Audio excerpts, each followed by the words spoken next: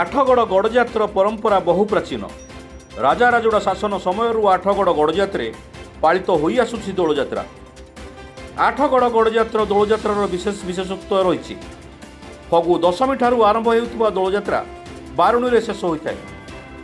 ଆଠଗଡ଼ରେ ଚତୁର୍ଦ୍ଦଶୀ ଯାତ୍ରାର ମହତ୍ତ୍ୱ ମଧ୍ୟ ରହିଛି। ରାଧା ଗୋବିନ୍ଦ ବିଜେ ଯାତ୍ରାର ମୁଖ୍ୟ ଦାୟିତ୍ୱ ତୁଲାଉଥିବା ବେଳେ ଏହି ଯାତ୍ରାକୁ ରାଧା ଗୋବିନ୍ଦ ଅନ୍ୟ ଠାକୁରଙ୍କୁ ନିମନ୍ତ୍ରଣ କରିଥାନ୍ତି।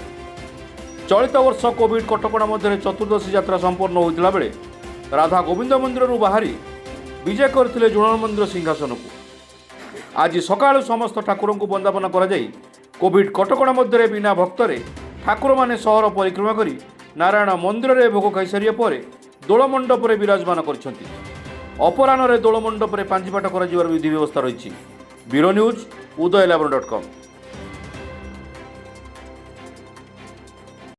ଉଦୟ ଲାବଣ୍ୟ ଚ୍ୟାନେଲ ସହିତ ଯଦି ଆପଣମାନେ ଯୋଡ଼ି ହେବାକୁ ଚାହୁଁଛନ୍ତି ଆଉ ଆମର ପ୍ରତ୍ୟେକଟି ଖବର ଆପଣମାନଙ୍କ ପାଖରେ ଟେକ୍ନିକ୍ ଖବର ପହଞ୍ଚି ପାରୁଛି, ଯଦି ଭଲ ପାଉଛନ୍ତି ତେବେ ଆମ ଚ୍ୟାନେଲକୁ ସେୟାର କରନ୍ତୁ, ଲାଇକ୍ କରନ୍ତୁ।